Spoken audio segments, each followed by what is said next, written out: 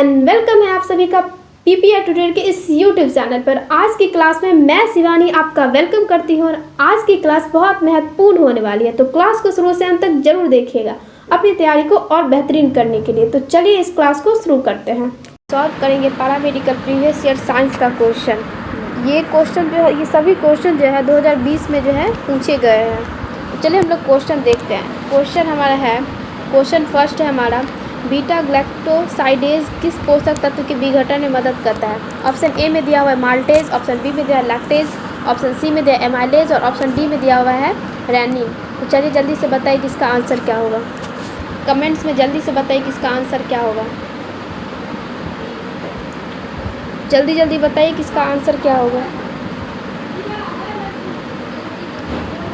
तो चलिए हम लोग इसका आंसर देख लेते हैं। क्वेश्चन हमारा कह रहा है बीटा ग्लैक्टोसाइडेज किस पोषक तत्व के विघटन में जो है मदद करता है, मतलब किसको जो है ये तोड़ने में हेल्प करता है।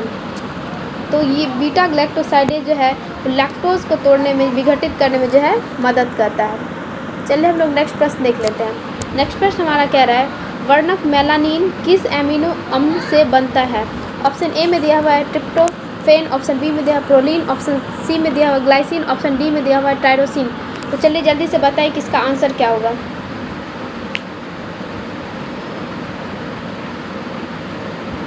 जल्दी से कमेंट्स में बताएं किसका आंसर क्या होगा।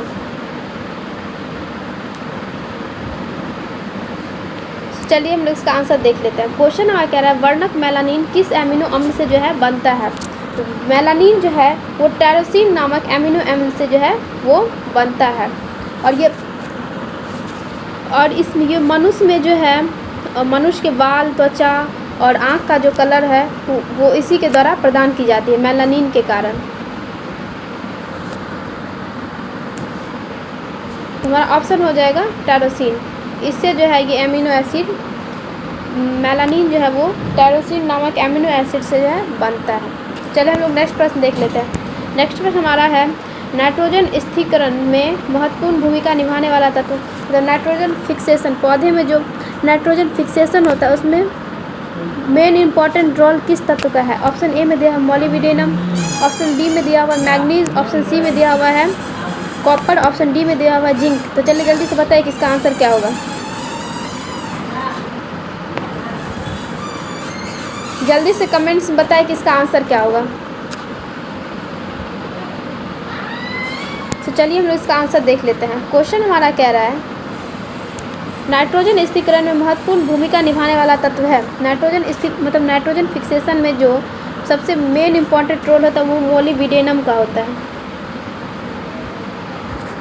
चलिए हम लोग नेक्स्ट प्रश्न देख लेते हैं। नेक्स्ट प्रश्न हमारा कह रहा है मानव तंत्र में निम्नलिखित में कौन सा एक पाचक एंजाइम नहीं है? कौन सा जो है एंजाइम है वो डाइजेस्टिव एंजाइम नहीं है? ऑप्शन ए में दिया ट्रिप्सिन, ऑप्शन बी में दिया हुआ है गैस्ट्रिक, ऑप्शन सी में दिया हुआ है टाइलिन, ऑप्शन डी में दिया है पेप्सिन। तो चलिए जल्दी से बताइए इसका आंसर क्या होगा।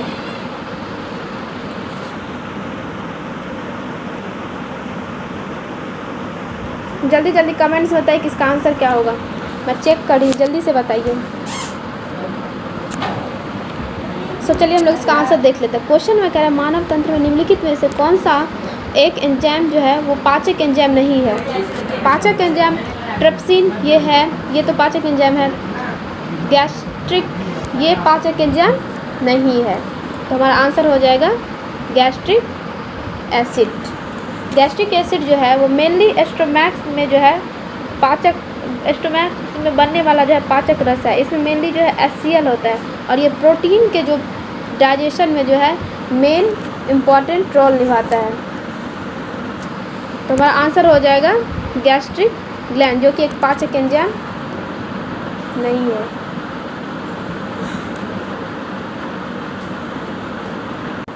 चलिए हम लोग नेक्स्ट प्रश्न देख लेते हैं। नेक्स्ट प्रश्न हमारा है भोजन, मतलब फूड पॉइजनिंग का कारण है। ऑप्शन ए में दिया हुआ है कौन सी, मतलब फैक्टर जो है वो इसके लिए कारक है, बोट्यूलिज्म बैक्टीरिया, ऑप्शन बी में दिया हुआ है मार्विलो वायरस, ऑप्शन सी में दिया हुआ है एंटामीबा और ऑप्शन डी में दिया हुआ है एस्केरस एस्केवीज। तो चलिए जल्दी से कमेंट्स में बताइए किसका आंसर क्या होगा।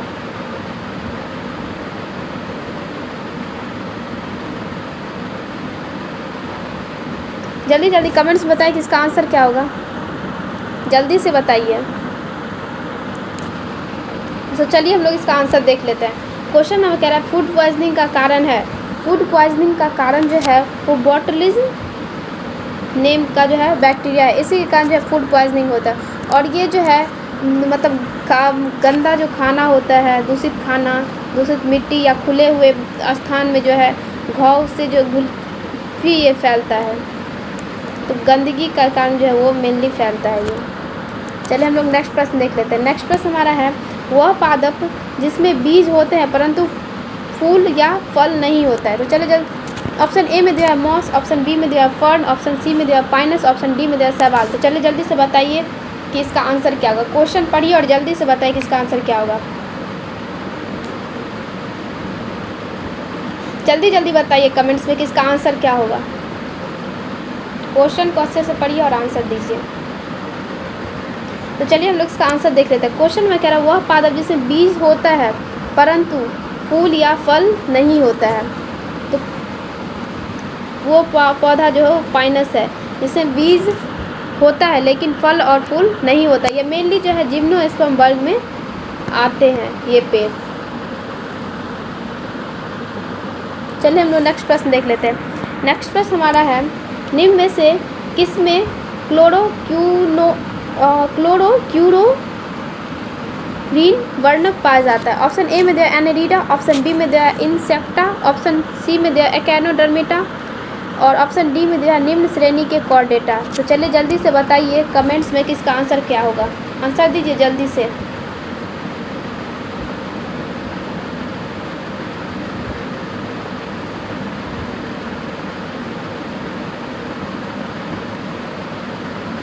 जल्दी जल्दी कमेंट्स में आंसर दीजिए क्या होगा इसका आंसर।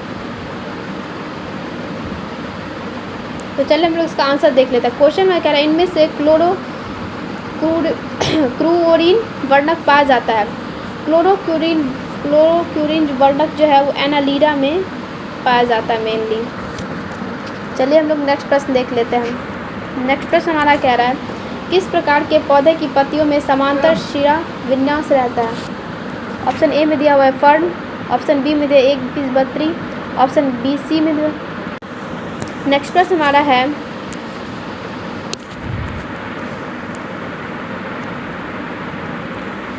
तो चलिए जल्दी से बताइए कि इसका आंसर क्या होगा।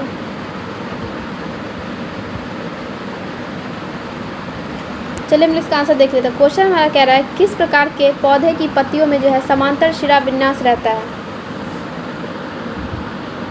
समांतर शिरा विन्यास मतलब कि उसको अगर डिवाइड करेंगे तो वो दो इक्वल पार्ट में जो है डिवाइड हो जाएगा। तो किस प्रकार के पौधे में होता है।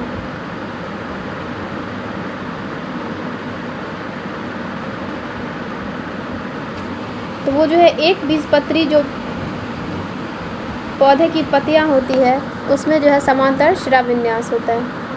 चलिए हम लोग नेक्स्ट प्रश्न देख लेते हैं। नेक्स्ट प्रश्न हमारा है चावल एवं चना उदाहरण है। ऑप्शन ए में दिया हुआ डाइकोटिलिडस, ऑप्शन बी में दिया हुआ मोनोकोटिलिडस, ऑप्शन सी में दिया हुआ जिम्नोस्पर्म का और ऑप्शन डी में दिया हुआ इनमें से कोई नहीं। तो चलिए जल्दी से इनमें से सभी तो चलिए जल्दी से बताइए कि इसका आंसर क्या होगा।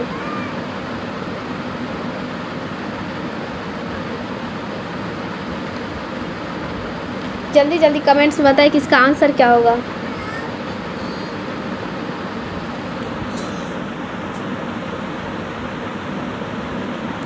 तो चलिए हम लोग इसका आंसर देख लेते हैं। क्वेश्चन में कह रहा है चावल का एक दाना जो है उदाहरण है, किसका उदाहरण है।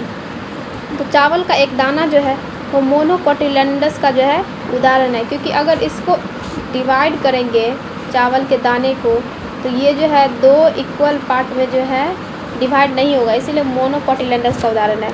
और डाइकोटिलेडस का मतलब होता है अगर इसको डिवाइड करेंगे तो दो इक्वल पार्ट में जो है ये डिवाइड हो जाएगा। चलिए हम लोग नेक्स्ट प्रश्न देख लेते हैं। नेक्स्ट प्रश्न हमारा कह रहा है कौन सी वस्तु समूह के अनुसार विषम है, मतलब इसके जो है समान नहीं है, एक जैसा नेचर का नहीं है। ऑप्शन ए में दिया हुआ सेल्यूलोज, ऑप्शन बी में दिया प्राकृतिक गैस, ऑप्शन सी में दिया प्रोटीन, ऑप्शन डी में दिया ग्लूकोज। तो चलिए जल्दी से बताइए कि इसका आंसर क्या होगा।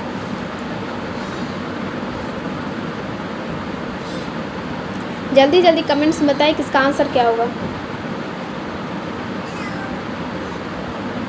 तो चलिए हम लोग इसका आंसर देख लेते हैं। क्वेश्चन हमारा कह रहा है कौन सा जो है इसके जो है समान, मतलब इसके नेचर में सेम नहीं है। तो सेलुलोज, प्रोटीन, ग्लूकोज ये तो एक कैटेगरी में आते हैं, लेकिन प्राकृतिक गैस जो है ये इसमें विषम है। चलिए हम लोग नेक्स्ट प्रश्न देख लेते हैं। नेक्स्ट प्रश्न हमारा कह रहा है कौन सा तत्व पिग आयरन मतलब कच्चे लोहे में जो अधिक मात्रा में अशुद्धि के रूप में उपस्थित रहता है। ऑप्शन ए में दिया हुआ है कार्बन, ऑप्शन बी में दिया है फॉस्फोरस, ऑप्शन सी में दिया है सिलिकॉन और ऑप्शन डी में दिया है मैग्नीज। तो चलिए जल्दी से कमेंट्स बताएं किसका आंसर क्या होगा।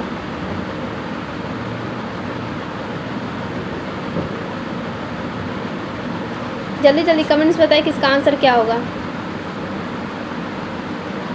तो चलिए हम लोग इसका आंसर देख लेते हैं। क्वेश्चन में कह रहा है कौन सा तत्व जो है वो पिग आयरन में अधिक मात्रा में अशुद्धि के रूप में उपस्थित होता है। तो सबसे अधिक मात्रा में कच्चे लोहे में जो उपस्थित होता है वो कार्बन होता है, सबसे अधिक मात्रा में, इसकी प्रतिशत सबसे ज़्यादा होती है कच्चे लोहे में। तो चलिए हम लोग नेक्स्ट प्रश्न देख लेते हैं। नेक्स्ट प्रश्न हमारा क्या कह रहा है लैंथेनाइड एवं एक्टिनोइड ग्रुप में जो है लैंथेनाइड और एक्टिनोइड ग्रुप में कुल कितने तत्व होते हैं। ऑप्शन ए में दिया हुआ है 27, ऑप्शन बी में दिया हुआ है 14, ऑप्शन सी में दिया हुआ है 28, ऑप्शन डी में दिया हुआ है 30। तो चले जल्दी से बताइए कमेंट्स में किसका आंसर क्या होगा। जल्दी जल्दी कमेंट्स बताइए किसका आंसर क्या होगा। तो चलिए हम लोग इसका देख लेते हैं। क्वेश्चन में कह रहा है लैंथेनाइड और एक्टिनाइड में जो कुल कितने तत्व हैं। तो लैंथेनाइड और एक्टिनाइड में जो टोटल जो है 28 एलिमेंट है।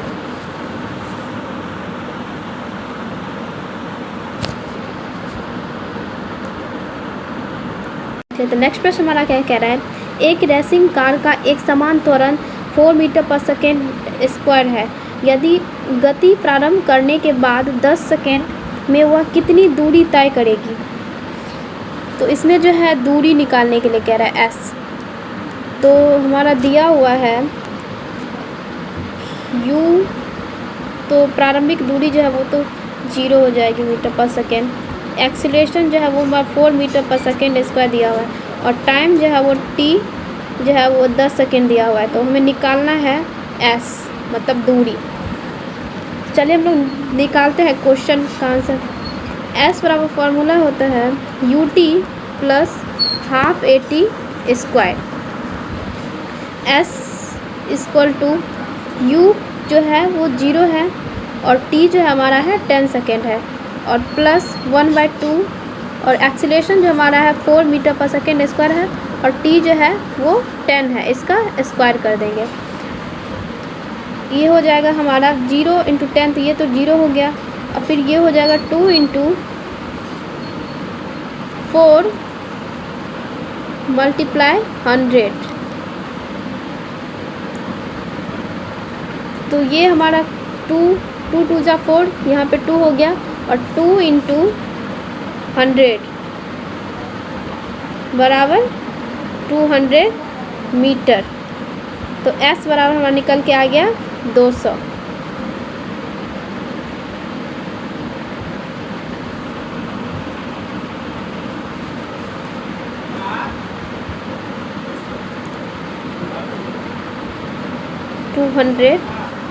और 200 metre. S equal to 200 metre. तो हमारा आंसर जो हो जाएगा 200 मीटर। तो चलिए हम लोग नेक्स्ट प्रश्न देख लेते हैं। नेक्स्ट प्रश्न हमारा है प्रकाश में किसी तरंग का तरंगदैर्घ्य 558 एंगस्ट्रम है, इसे नैनोमीटर में व्यक्त करें। तो इससे जो है नैनोमीटर में व्यक्त करना है। तो हमारा तरंगदैर्घ्य मतलब लैम्डा जो दिया हुआ है ये 5800 एंगस्ट्रम दिया हुआ है और इसे नैनोमीटर में व्यक्त करना है, 1 नैनोमीटर में। तो 1 एंगस्ट्रम बराबर जो होता है 10⁻⁻10 मीटर होता है। तो चलिए हम यूनिट निकालते हैं। एंगस्ट्रम का यहाँ पे मान पुट करेंगे 10⁻⁻10 मीटर। तो ये हमारा आ जाएगा 5800 मल्टीप्लाई, इसको हम नीचे कर लेते हैं 3, इसको हम 1000 से जो है डिवाइड कर देते हैं। तो ये इससे 2 शून्य कट जाएगा और फिर 58 गुने 10⁻7 इंटू 10। तो ये हमारा हो जाएगा 5.8 इंटू 10⁻7। चलिए जल्दी से आप लोग उतार लीजिए, फिर नेक्स्ट आगे सॉल्व करेंगे। अभी ये पूरा कंप्लीट नहीं हुआ है।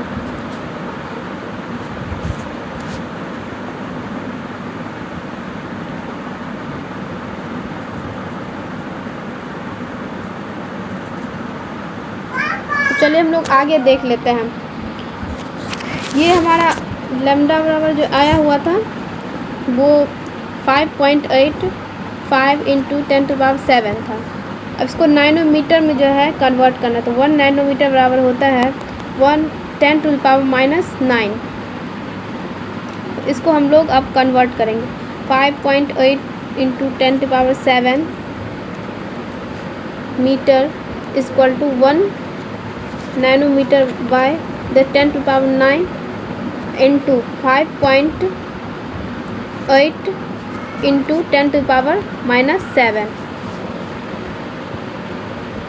तो अब यहाँ से काट के निकाल लीजिए। इसका आंसर जो हो जाएगा 5.8 इंटू 10⁻2 नैनोमीटर। ये इसको जब हम मल्टीप्लाई करेंगे तो ये हमारा हो जाएगा 580 नैनोमीटर, 580 नैनोमीटर। चलिए जल्दी से उतार लीजिए ये, फिर नेक्स्ट हम लोग सॉल्व करेंगे।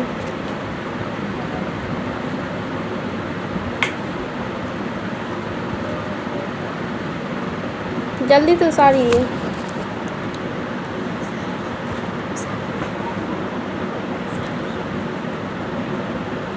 चलिए हम लोग नेक्स्ट प्रश्न देख लेते हैं। नेक्स्ट प्रश्न हमारा क्या कह रहा है, आतिशबाजी में चटक लाल रंग निम्न की उपस्थिति के कारण होता है।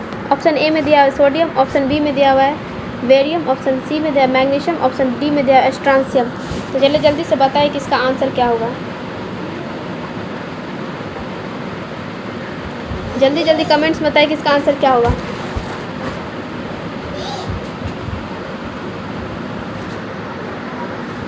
तो चलिए हम लोग इसका आंसर देख लेते हैं। क्वेश्चन में कह रहा है आतिशबाजी में चटक लाल रंग जो है किसकी उपस्थिति के कारण होता है।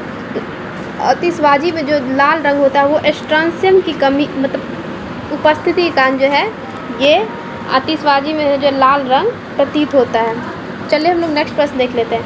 नेक्स्ट प्रश्न हमारा है दिया सलाई में प्रयुक्त होता है। ऑप्शन ए में दिया हुआ है लाल फास्फोरस, ऑप्शन बी में दिया है सफ़ेद फास्फोरस, ऑप्शन सी में दिया है सोडियम, ऑप्शन डी में दिया है पोटेशियम। तो चलिए जल्दी से बताइए कि इसका आंसर क्या होगा।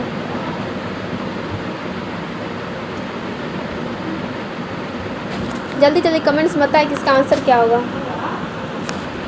तो चलिए हम लोग इसका आंसर देख लेते हैं। क्वेश्चन हमारा कह रहा है दिया सलाई में प्रयुक्त होता है फास्फोरस, सफ़ेद फास्फोरस, रेड फास्फोरस, सफ़ेद फास्फोरस, सोडियम, पोटेशियम। तो दिया सलाई में जो प्रयुक्त होने वाला फास्फोरस है वो रेड फास्फोरस होता है। चलिए हम लोग नेक्स्ट प्रश्न देख लेते हैं। नेक्स्ट प्रश्न हमारा है लाड़ में पाया जाने वाला एंजाइम जो कि स्टार्च को ग्लूकोज में परिवर्तित करता है, कौन सा एंजाइम। जल्दी कमेंट्स में बताइए कि इसका आंसर क्या होगा।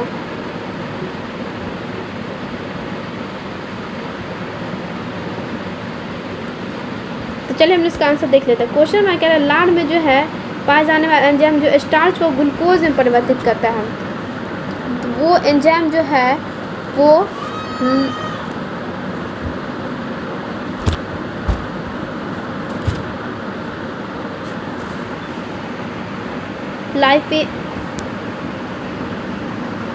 एक मिनट, ये आंसर आप लोग कमेंट्स में दीजिएगा, उसके बाद हम इसका आंसर बताएंगे, ठीक है। चलिए हम लोग नेक्स्ट प्रश्न देख लेते हैं। नेक्स्ट प्रश्न हमारा है कार्बनिक यौगिक के सूक्ष्म जीवों द्वारा धीरे धीरे अपघटित होने वाली क्रिया को कहते हैं। ऑप्शन ए में दिया है क्लोरीनीकरण, ऑप्शन बी में दिया है बहुलीकरण, ऑप्शन सी में दिया पाश्चुरीकरण, ऑप्शन डी में दिया है किण्वन। चलिए जल्दी से बताइए कि इसका आंसर क्या होगा, कमेंट्स में जल्दी से बताइए।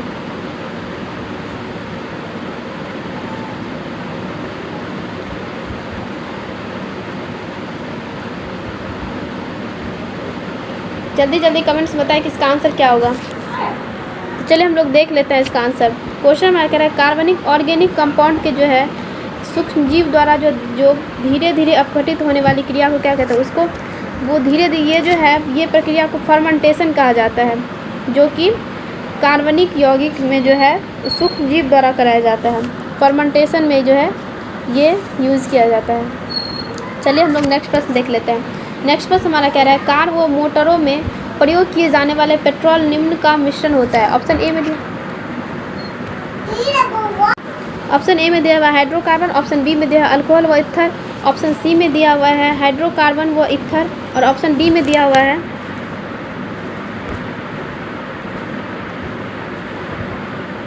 सभी सत्य है। तो चलिए जल्दी से बताइए कमेंट्स में किसका आंसर क्या होगा।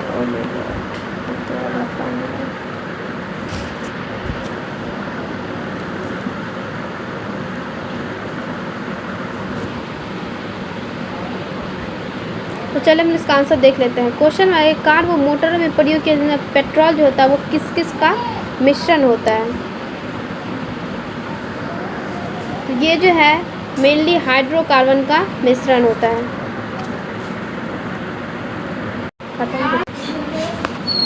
तो चलिए हम लोग नेक्स्ट प्रश्न देखते हैं। नेक्स्ट प्रश्न हमारा कह रहा है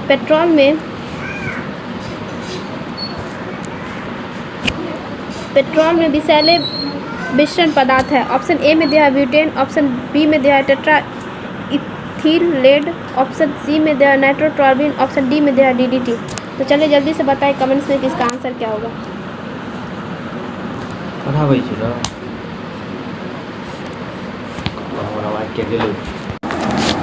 तो चलिए हम लोग इसका आंसर देख लेते हैं। क्वेश्चन में कह रहा है पेट्रोल में विषैले मिश्रण पदार्थ है। पेट्रोल में जो विषैले मिश्रण पदार्थ होता है वो टेट्रा इथाइल लेड होता है, मिश्रण के रूप में जो है इसे विषैला पदार्थ के रूप में होता है। चलिए हम लोग नेक्स्ट प्रश्न देखते हैं। एक मिनट, सॉरी। अब चलिए नेक्स्ट प्रश्न देखिए। नेक्स्ट प्रश्न हमारा है प्रोटीन मानव शरीर में निम्न एंजाइम की उपस्थिति में एमिनो अम्ल में विघटित होता है। प्रोटीन जो है वो मानव शरीर में जो किसकी उपस्थिति के कारण जो वो एमिनो एसिड में जो है टूटता है। ऑप्शन ए में दिया हुआ है जाइमेज, ऑप्शन बी में दिया हुआ है फाइनएलिन, ऑप्शन सी में दिया है पेप्सिन, ऑप्शन डी में दिया हुआ है इन्वर्टेज। तो चलिए जल्दी से कमेंट्स में बताएं कि इसका आंसर क्या होगा।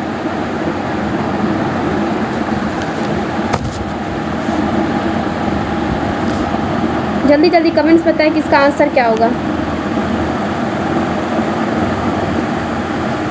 तो चलिए हम लोग इसका आंसर देख लेते हैं। क्वेश्चन हमारा है मानव में जो प्रोटीन का जो पाचन होता है वो किस एंजाइम की उपस्थिति में जो है होता है।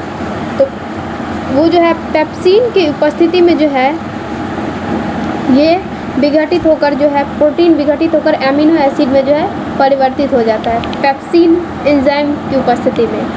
चलिए हम लोग नेक्स्ट प्रश्न देखते हैं। नेक्स्ट प्रश्न हमारा क्या कह रहा है परमाणु भार की इकाई है। परमाणु भार की जो है इसकी यूनिट क्या है एटॉमिक वेट का।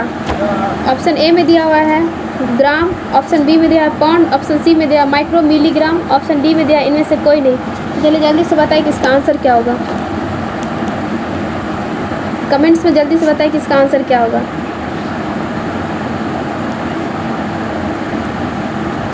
चलिए हम लोग इसका आंसर देख लेते हैं। क्वेश्चन में कह रहा है परमाणु भार जो होता है इसकी यूनिट क्या है। परमाणु भार की यूनिट जो है वो ग्राम होती है, ग्राम।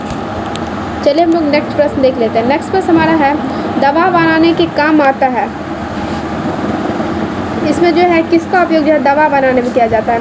ऑप्शन ए में दिया बेंजोइक एसिड, ऑप्शन बी में दिया नाइट्रिक एसिड, ऑप्शन सी में दिया पिक्रिक एसिड, ऑप्शन डी में दिया अम्लराज। जल्दी से कमेंट्स बताएं कि इसका आंसर क्या होगा।